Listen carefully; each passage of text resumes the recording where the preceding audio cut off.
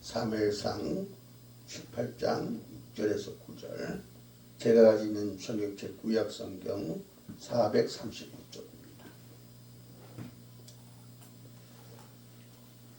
사무엘상 18장 6절에서 9절 교독하겠습니다. 무리가 돌아올 때 곧 다윗이 블레셋 사람을 죽이고 돌아올 때 여인들이 이스라엘 모든 성읍에서 나와서 노래하며 춤추며 소고와 경세를 가지고 왕 사울을 환영하는데, 여인들이 뛰놀며 노래하여 이르되 사울이 죽인 자는 천천히요 다윗은 만만히로다 한지라. 사울이 그 말에 불쾌하여 심히 노하여 이르되 다윗에게는 만만을 돌리고 내게는 천천만 돌리니 그가 더 얻을 것이 나라 말고 무엇이냐 하고. 그날로 사울이 다윗을 주목하였더라. 아멘. 한 번은 원로 목사님들 그 모임에 갔다가 이제 목회를 시작한 지 얼마 안 되는 젊은 목사님들과 이야기하는 기회가 있었는데, 거기에는 도시에서 목회하는 사람이 있고 또 시골에서 목사하는 분이 계시고 좀 큰 규모의 교회를 담임하고 있는 분도 있고 또 작은 교회를 목회하는 분도 있었다 합니다. 그동안 목사님 이런저런 얘기를 나눈 가운데 선배 목사로서 후배 목사님들에게 그렇게 물어봤대요. 목회를 하는데 참 어렵지. 여러분들은 목회하는 데 있어서 무엇이 제일 어려운가요? 그렇게 물어봤다고 합니다. 목사님은 그 질문들 중에서 그런 생각을 해봤대요.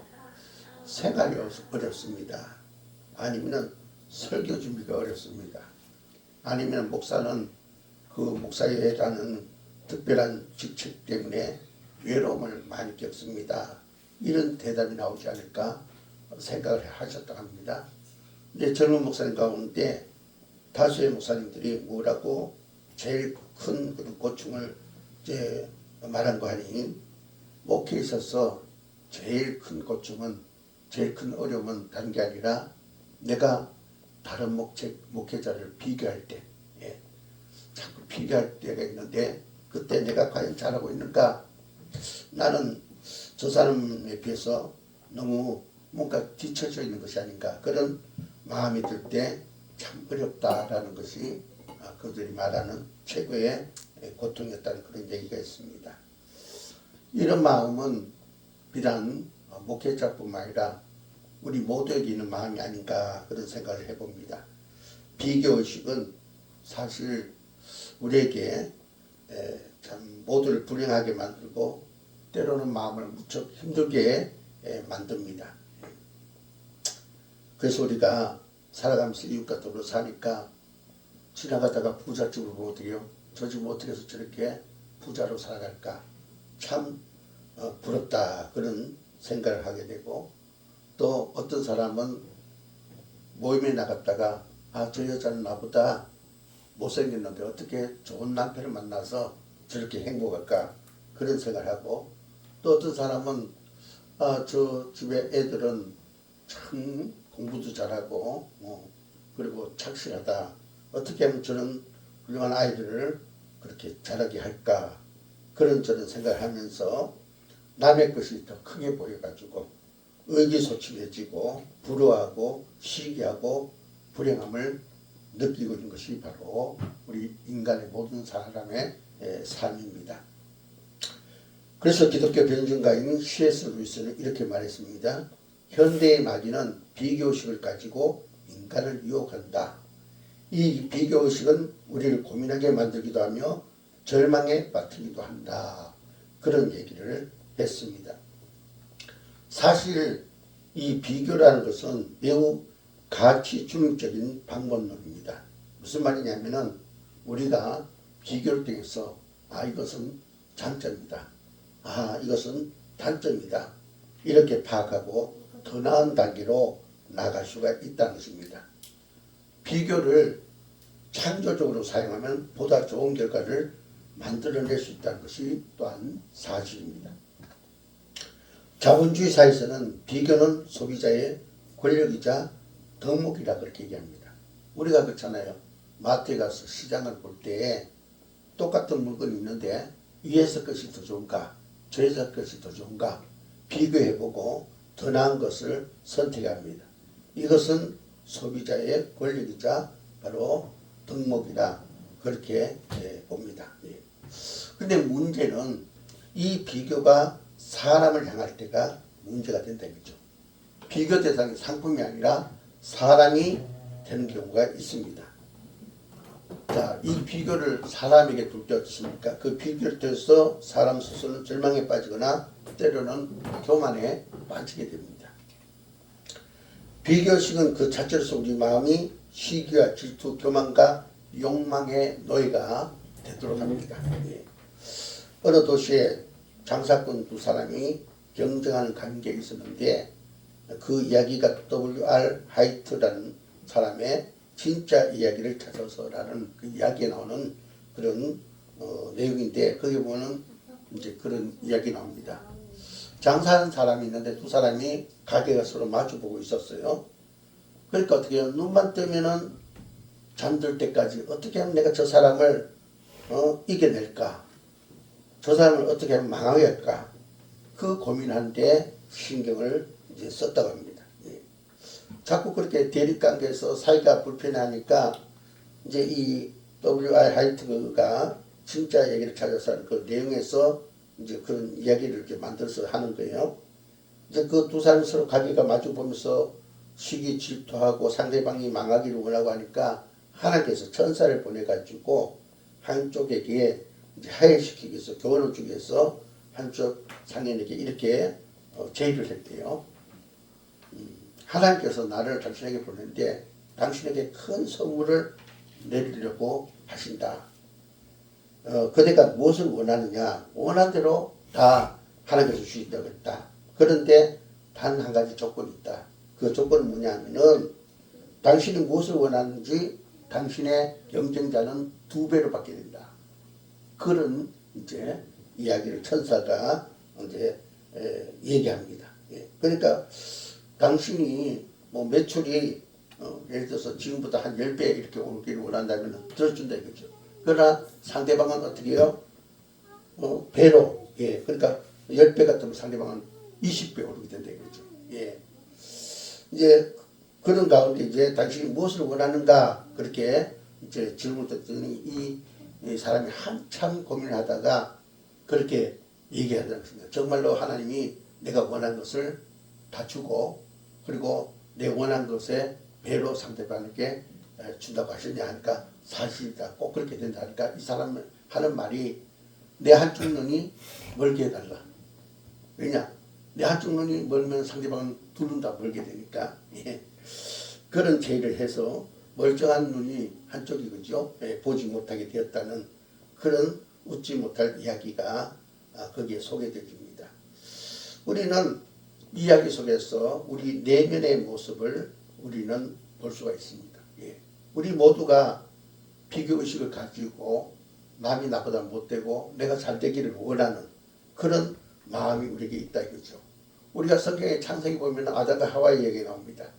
사탄이 뱀의 형상으로 와가지고 하와를 이제 속이고 유혹을 하죠. 너가 선악을 알게 하는 열매를 먹으면은 하나님처럼 된다 그렇게 얘기합니다. 여러분 우리가 성경을 보시면은 하나님께서 우주 만물을 창조하시고 모든 피조물 가운데 인간을 최고의 위치에 놓아주었습니다. 최고의 위치에 놓아주었습니다.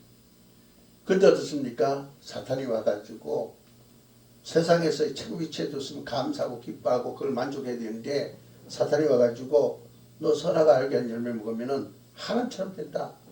그러니까 이거 먹어라 하니까 어떻게 됩니까? 자기와 하나님을 비교하는 거죠. 그분은 창조주고 자기는 피조물인데 피조물이 창조물과 비교하는 가운데 자기가 그죠 창조주처럼 되고자 합니다. 그 결과 어떻게 됩니까? 선악을 하게 하는 열매를 먹고 되고 죄를 범함으로 바로 에덴 동산에서 쫓겨나고 바로 죽는 자가 되었다는 사실을 우리가 창세기 내용에서 보게 됩니다. 또 창세기 내용에 보면 가인과 아벨의 이야기가 있죠.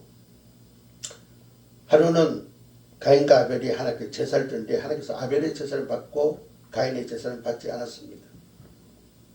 가인은 하나님께서 아벨의 자기 동생 아벨의 제사를 받고 자기 제사를 받지 않자 분노합니다.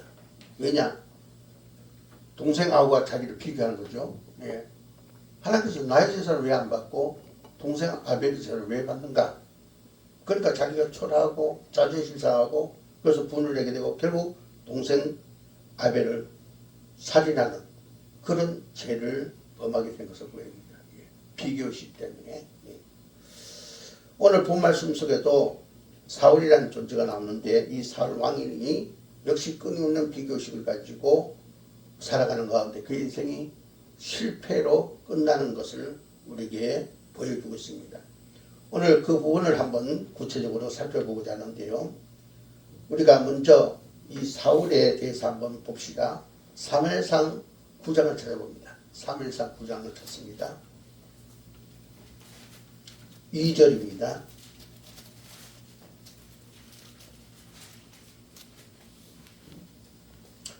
제가 가지고 성경책으로 419쪽 사무엘상 9장 2절 같이 읽습니다. 시작. 기스에게 아들이 있으니 그의 이름은 사울이요 준수한 소년이라. 이스라엘 자손 중에 그보다 더 준수한 자가 없고 키는 모든 백성보다 어깨 이만큼 더 컸더라. 예. 여기 보니까 사울이 어린 시절에 젊은 시절에 대해서 소개하고 있는데 그는 준수한 소년이었다. 이스라엘 자손 중에 그보다 더 준수한 자가 없었고 키는 모든 백성보다 어깨 위만큼 더 컸더라. 그렇게 얘기하고 있습니다. 그러니까 이 말은 뭡니까? 사울은 다른 사람에 비해서 대단히 출중했더라. 그런 얘기입니다. 예. 그리고 그는 어떻습니까? 이스라엘의 첫 번째 왕이 되었습니다. 그러므로 많은 사람들에게 부러움을 바로 받을 만한 그런 사람이고 또 그죠? 그의 그죠? 왕이라는 것은 상당한 권력을 가지고 있지 않습니까? 그죠? 최고의 권력을 가진 가운데 모든 사람에게 자기의 그죠? 권력을 또 누릴 수 있는 그런 자였습니다. 하지만 그게 어떤 일이 따릅니까? 오늘 본 말씀에 보면은 다윗을 향한 울려 펼친 노래를 들으면서 그의 마음에 비교의식이 생깁니다. 예. 무슨 얘기냐? 이제 이스라엘의 블레셋이 쳐들어왔습니다. 그래서 전쟁을 돕고는 그런 풍습이 있었는데 블레셋의 대장 골리앗이 나와서 전쟁을 돕겠습니다. 예. 너희들이 이스라엘 백성이고 나는 블레셋 사람 중에 한 사람이 아니냐. 그러니까 우리가 피를 이렇게 많이 흘리지 말고 단파를 짓자. 내 중에 대표로서 누가 나와서 단파를 져서 이제 지는 자가 항복하도록 하자. 그렇게 40여일이나 이스라엘 군대 앞에서 이제 그 블레셋의 골리앗이 이스라엘의 모멸감을 주면서 이제 큰 소리 치면서 나와 대결할 자 나오너라 그렇게 합니다. 그때 다윗이 아버지 심부름으로 형들 3명이 전쟁터에 나가 있기 때문에 그들의 안부와 전쟁의 상태를 살피기 위해서 왔다가 이 모습을 보고 다윗이 자원에서 싸워서 승리하게 됩니다. 그래서 이제 저주의 승에서 돌아올 때 여인들이 노래를 하는데 어떻게 노래를 부르냐? 여러분 사무엘상 18장 본 말씀 그 6절 7절을 같이 한번 읽어볼까요? 6절 7절 같이 읽습니다. 시작. 무리가 돌아올 때 곧 다윗이 블레셋 사람을 죽이고 돌아올 때 여인들이 소리 이스라엘 모든 성읍에서 나와서 노래하며 춤추며 소고와 경세를 가지고 왕 사울을 환영하는데 여인들이 뛰놀며 노래하며 이르되 사울이 죽인 자는 천천히요 다윗은 만만이라 한지라. 예. 이제 전쟁에서 어쨌든 승리했습니다. 그 이기기 불가능한 그 블레셋 군대를 물리쳤어요. 다윗 때문에. 그래서 크게 기뻐하면서 성전을 울리면서 돌아오는데 백성들 가운데 여인들이 바로 노래를 하기를 뭐랍니까? 사울이 죽인 자는 천천히요 다윗이 죽은 자는 만만이로다 그렇게 합니다. 바로 그 여인들의 그런 노래를 들 때 바울이 이렇게 얘기합니다. 사무엘상 18장 8절 9절을 또 같이 있습니다. 8절 9절 시작. 사울이 그 말에 불쾌하여 심히 노하여 이르되 다윗에게는 만만을 돌리고 내게는 천천만 돌리니 그가 더 얻을 것이 이 나라 말고 무엇이냐 하고 그날 후에 사울이 다윗을 주목하였더라. 자, 여기 보니까 그날 이후 사울이 다윗을 주목하였다라는 표현이 나오는데 이게 참 흥미로운 표현입니다. 예. 이제 사울이 전쟁 승리해가지고 이제 완전 칠 수밖에 없는 그 전쟁에 승리해가지고 자기가 왕이니까 군사를 들어오는데 막 백성들이 환영하는데 여인들이 노래하기를 사울은 죽인 자가 천천히요 다윗은 죽인 자가 만만이라고 하니까 자기가 그죠 더 그죠 작아지는 거예요. 그래서 어떻게요? 마음에 분이 일어나는 거예요. 그래서 그가 어떻게 했다고요? 그 말에 불쾌해서 심히 노하여 다윗에게만 만만을 돌리고 내게는 천천만 돌린다 하면서 이러다가는 다윗이 내 나라를 삼키지 않겠느냐 그런 이제 얘기를 합니다. 근데 여기서 제일 마지막에 사울이 그날 후로 사울이 다윗을 주목하였더라 이 말이 참 흥미롭다고 했어요. 왜 흥미로냐면은 여기 주목하다 말은 헬라로 아완입니다. 아완은 질투했다 이게. 그날 후로 사울이 다윗을 질투했더라. 비교 의식에서 어떻게요? 자기가 백성들에게 친속을 그보다 적게 받게 되니까 어떻게요? 자격 그 지심을 얻게 되어서 그가 그죠? 질투하는 마음을 계속 갖게 되었더라. 그렇게 얘기합니다. 이어서 나오는 사건이 앞의 사건과 연관성을 가진다는 점이 또 역시 흥미롭습니다. 우리 사무엘상 18장 10절 본문에서 바로 뒤에 10절을 같이 한번 읽어봅니다. 시작. 그 이튿날 하나님께서 부르시는 악령이 사울에게 힘있게 내림에 그가 집안에서 정신없이 떠들어대므로 다윗이 평일과 같이 손으로 수금을 타는데 그때 사울의 손에 창이 있는지라. 아멘. 자, 여기 보니까 어떤 얘기 나옵니까? 바로 그날 이후로 사울이 마음에 다윗을 어떻게요? 질투했다면 그죠? 질투하고 있으니까 어떻게요? 그 이튿날 하나님께서 부르시는 악령이 사울에게 더 힘있게 역사함으로 그가 막 그저 집안에서 정신없이 혼잣말로 막 떠들어대면서 그죠? 자기 속에 막 그 분노를 그죠? 이렇게 입을 쏟아내면서 이제 다윗이 평일같이 자기를 위해서 수금을 타고 있는데 사울의 손에 창이 있는지라. 11절에 보면은 뭐라 합니까? 내가 이 창을 던져가지고 다윗을 벽에 박으려 하고 사울이 그 창을 던집니다. 그러나 다윗이 그 앞에서 두 번이나 피했어요. 창을 두 번이나 던지는 것 같아요. 피해가지고 살아나게 되었다라는 그런 얘기가 나오고 있는 것을 보게 됩니다. 예. 자, 그런데 이 얘기가 그죠? 어디서부터 시작되어지냐면은 사무엘상 16장부터 시작되어지는데 여러분 16장 14절 한번 볼까요? 16장 14절 사무엘상 16장 14절 같이 읽습니다. 시작. 여호와의 영이 사울에게서 떠나고 여호와께서 부르시는 악령이 그를 번뇌하게 한지라. 이미 사울 왕에게는 어떻게 해요? 그가 악한 영에게 틈을 줬기 때문에 그 악한 영이 그에게 들어가서 사울에게 들어가서 그를 막 번뇌케 했다는 거죠. 예. 그래서 너무나 마음이 괴롭고 여러 가지 그죠? 그 마음이 불안한 그런 생각을 하게 하니까 그래서 다윗이 그 마음을 이제 다스리도록 그렇게 사울왕 앞에 가서 악기를 연주했던 거예요. 예. 이미 그에게는 악한 영이 있었고 그 악한 영이 있은 후에 어떻게 해요? 18장에 와서 어떻게 해요? 이제 전쟁에 가서 승리하고 돌아오는데 백성들이 사울이 죽인 자는 천천히요 다윗은 만만을 하니까 그게 비교식을 가지고 어떻게 해요? 질투를 하게 되니까 그 속에 있던 악령이 10절에 보니까 더 강하게 그 속에 있던 그 악령이 더 크게 요동치면서 그를 불안하게 만들고 그로 하여금 죄를 짓도록 그렇게 다윗을 죽이고 싶은 그런 미움을 갖도록 그렇게 유대했다는 사실을 우리가 이제 18장에서 보게 됩니다. 그러니까 시작이 16장에 악령에 의해서 시달리고 있다가 그 악령에서 18절에 바로 어떤 상황 속에서 비교식을 가지고 시기 집도하게 됐더라. 그래서 다윗을 죽이려고 했다. 그런 얘기 나오고요. 19장에 가서는 다윗을 죽이라 그렇게 명령을 내립니다. 19장에 가서는 그때 요나단과 미갈이 다윗을 도와서 그가 도망가서 목숨을 지킬 수 있도록 합니다.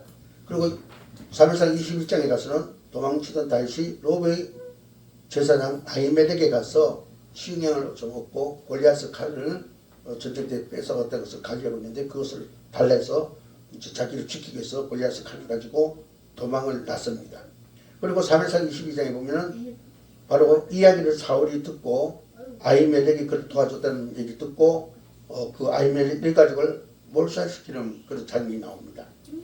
그리고 24장에 가서는 엔기디에 또 다시 머문다는 사실을 알고 잡으러 달려가고 26장에서는 광야에서 숨은 다윗을 잡으려고 또다시 나가는 사울이 거기에 나오고 있는 것을 보게 됩니다. 이렇게 사울왕에게 악령이 들어가서 비교의식을 자꾸 갖게 되니까 어떻게 해요? 이제 사울왕은 오직 그의 관심은 초점 어떻습니까? 다윗을 죽이고자 하는 곳에 이제 집중하게 됩니다. 집착하게 돼요. 그래서 정작 왕의 역할을 제대로 충실하게 감당하지 못하고 다윗을 그저 죽이겠어. 애를 쓴데 그 다윗이 피난하는 것을 도와준 사람들을 일제히 죽여버리는 그런 악한 왕이 됩니다.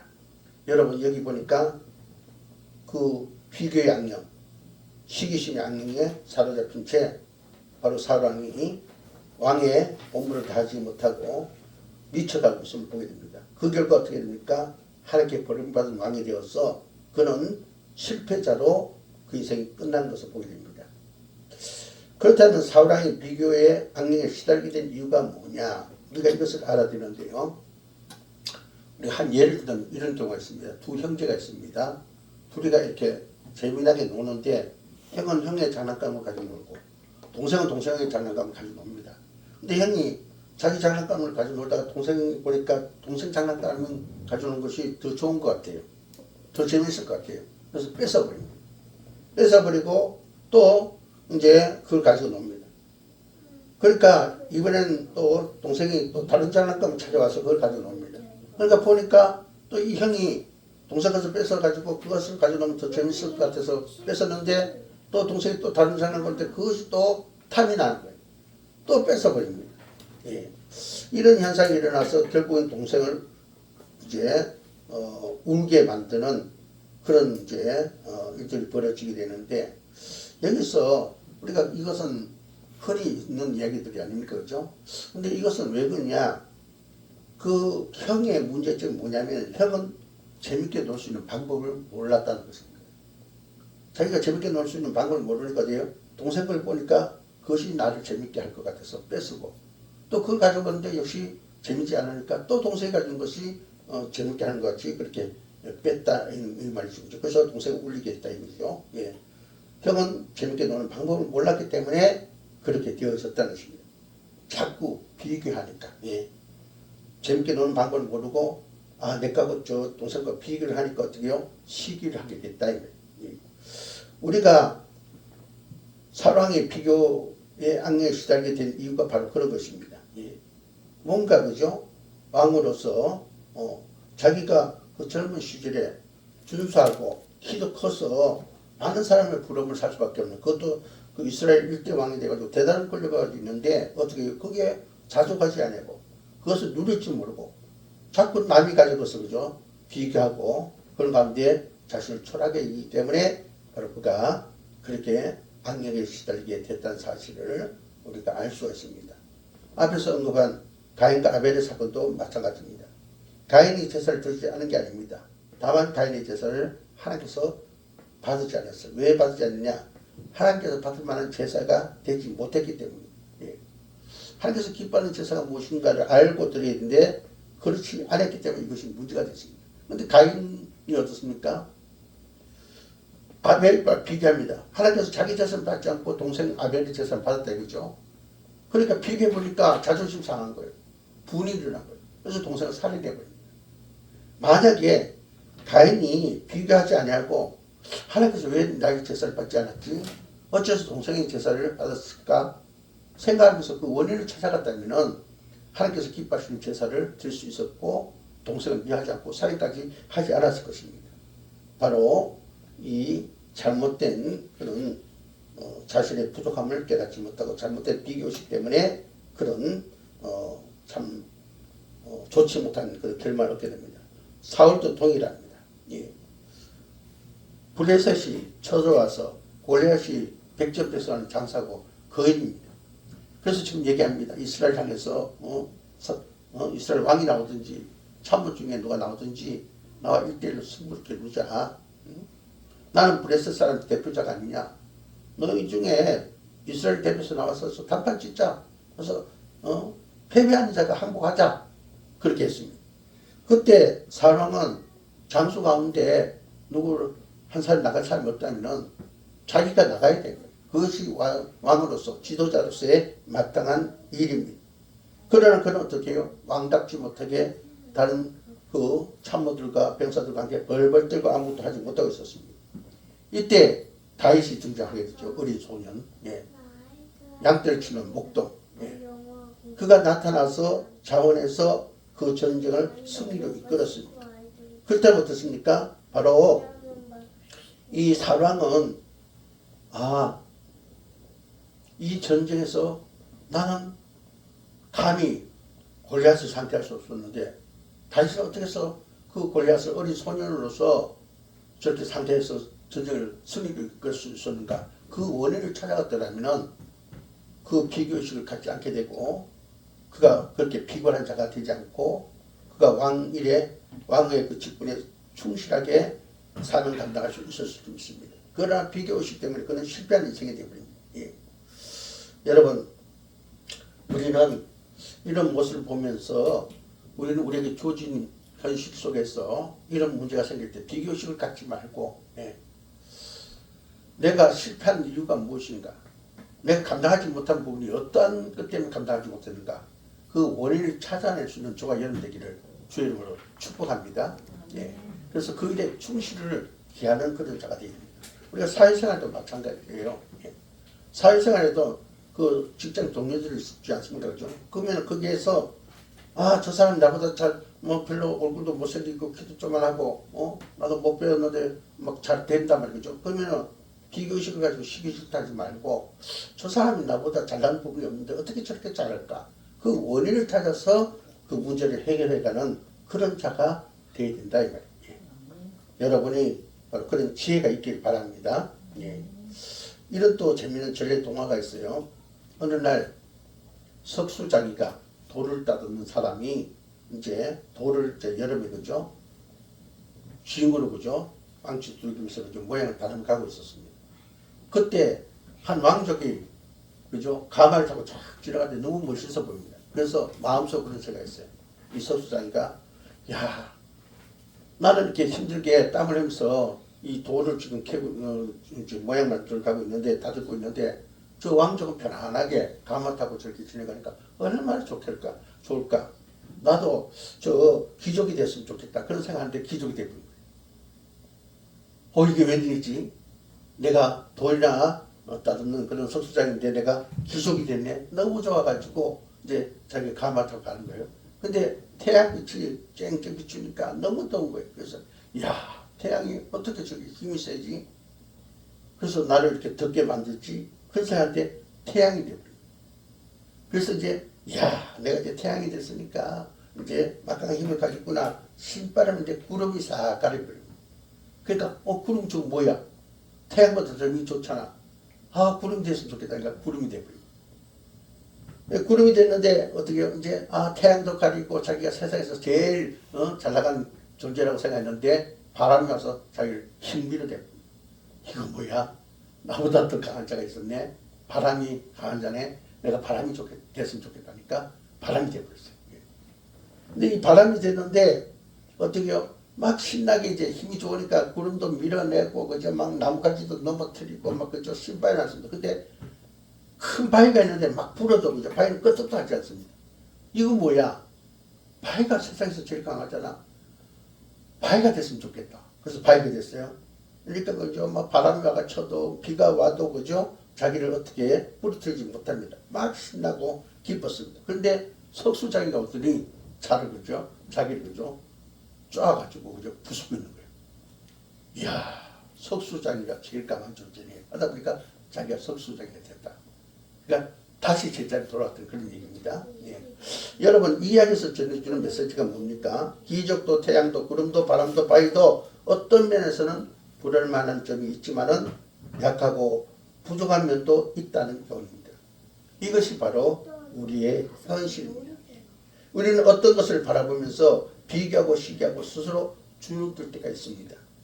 그러나 그것조차도 어느 한 면만 보면서 불화하기 마련이다 이 말이에요.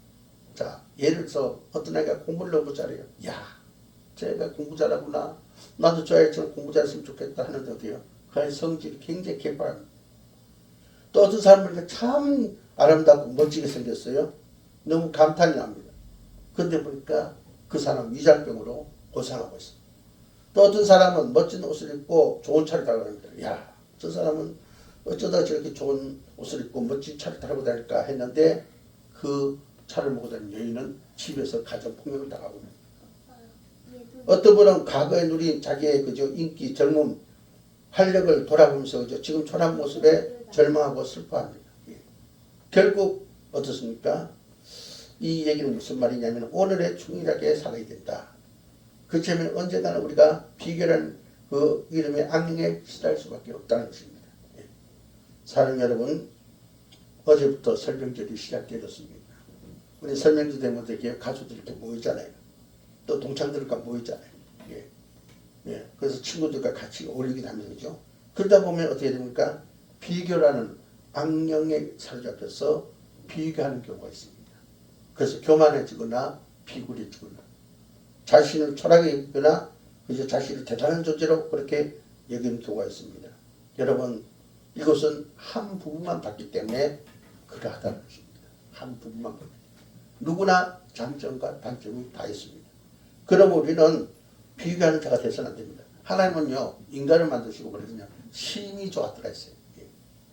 우리가 한 부분만 보고 다른 사람을 그저 비교해서 나를 그저 낮추고 나의 자존감이 떨어지고 실망하고 절망하는 것은 하나님 향한 반항입니다. 하나님은요, 우리를 하나님 보시고 신이 좋았다는 그런 존재를 만드셨습니다. 하나님은 완전한 분이지만 우리는 완전하지 못합니다. 그렇기 때문에 장점도 있고 단점도 있습니다. 강점도 있고 부정한 점도 있습니다. 이 모든 것이 하나님으로부터 왔습니다. 그러면 이것을 부정하는 것은 하나님을 반항하는 것이다. 그럼 우리는 현실을 인정해야 됩니다. 예, 좋은 점도 있고 나쁜 점도 있고 강한 점도 있고 약한 점도 있다. 이것을 인식하면서 오늘의 충실한 자가 되어야 됩니다. 우리가 성경에 보면은 사도 바울이 많은 비난을 받았어요. 고린도 교회에. 예. 고린도 교회에서 왜 비난을 받았습니까? 사도라면은 12제자가 돼야 사도가 될 수 있는데 바울이 스스로가 사도라거든요. 하나님께서 그를 사도로 임명했기 때문에 그는 사도를 했는데 처음에는 고린도 교회가 하나님께서 그를 사도로 세운 이유를 몰랐기 때문에 너가 어째서 사도냐 하면서 비난했습니다. 그리고 이 다른 사도가 막 비교하면서 그죠, 오히려 거짓 사도들을 더 높이는 그런 일도 있었습니다. 너는 말이 어눌하다 그런 얘기를 했고 또 너는 외모가 초라하다 그런 평가도 했습니다. 그러나 우리가 사도 바울을 보면은 절대로 비교의식을 갖지 않습니다. 자기 자신을 스스로 비하하며 절망하지도 않았습니다. 예. 고린도서 후서 12장에 보면요, 그는 그죠, 자기에게 하나의 숨겨진 비밀인데 육체에 가시가 있다 이렇게 고백합니다. 그러니까 다른 사람 볼 때 비난받으면 너가 어째서 사도냐, 너는 말도 제대로 못한다, 뭐 어쩌다 저쩌다 그죠, 외모가 초라하다 막 그런 얘기를 했습니다. 그죠. 그런데 사도 바울은 그런 얘기합니다. 그것뿐만 아니라 내게 숨겨진 비밀인데 육체에 가시가 있다 이렇게 또 그 자신의 그죠 단점을 드러냅니다. 고린도 후서 12장 한번 볼까요? 고린도 후서 신약에 가서 12장 찾아봅시다. 9절 10절입니다. 고린도 후서 12장 9절 10절. 고린도후서 12장 9절 10절입니다. 신약성경 제가 가지고 있는 걸로 296쪽 고린도후서 12장 9절 10절 같이 읽습니다. 시작. 고린도후서 12장 9절 10절 철수하면 같이 읽습니다. 시작. 나에게 이르시기를 내 은혜가 내게 족하도다. 이는 내 능력이 약한 데서 온전하여 중이라 하신지라. 그러므로 도리어 크게 기뻐함으로 나의 여러 가지 약한 것들에 대하여 자랑하리니 이는 그리스도의 능력이 내게 머물게 하려 합니다. 그러므로 내가 그리스도를 위하여 약한 것들과 능력과 궁핍과 박해와 공부를 기뻐하느니 이는 내가 약한 것들에 강함이라. 아멘. 예. 저는 이 말씀을 늘 대했지만 이번에 더더욱 이 말씀이 은혜가 되고 실제로 저한테 와닿았습니다. 예. 여기 보시죠. 조금 전에 말씀드린 사도 바울이 너는 말이 둔하다, 생긴 건 못생겼다, 너가 무슨 사도냐 이런 비난 속에 있었는데 맞다, 너희들 말 맞다. 그러나 하나님께서 나를 사도로 세웠기 때문에 내가 사도직을 감당한다. 그렇게 하고 자기 자신 인정하면서 그뿐만 아니라 내게는 숨겨진 가치가 있다 하면서 예. 그래서 내가 너무 힘들어가지고 하나님께 3번 이고 고쳐달라고 했는데 하나님께서 내게 이르시기를 내 은혜가 내게 족하도다. 이런 내 능력이 약한 데서 온전해집니다. 그렇게 말씀하셨다. 그래서 나는 도리어 그것을 크게 기뻐하게 됐다.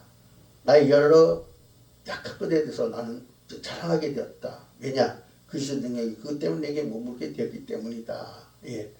그런 얘기를 이제 하면서 내가 약한 그때 바로 강하다 이런 얘기하는 거죠. 예. 제가 이 말씀을 굉장히 이번에 새롭게 와닿은 건 뭐냐면은 계속해서 무난하게 하나님의 그죠 기적 속에서 우리 교회가 지금 잘 유지되어 왔습니다. 예. 거기서 오르막 내리막 계속 이제 있었죠.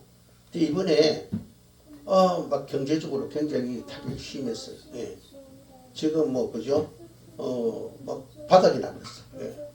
이제 우리가 6천만 원 은행 이자를 내야 되는데 그게 내일 내야 됩니다.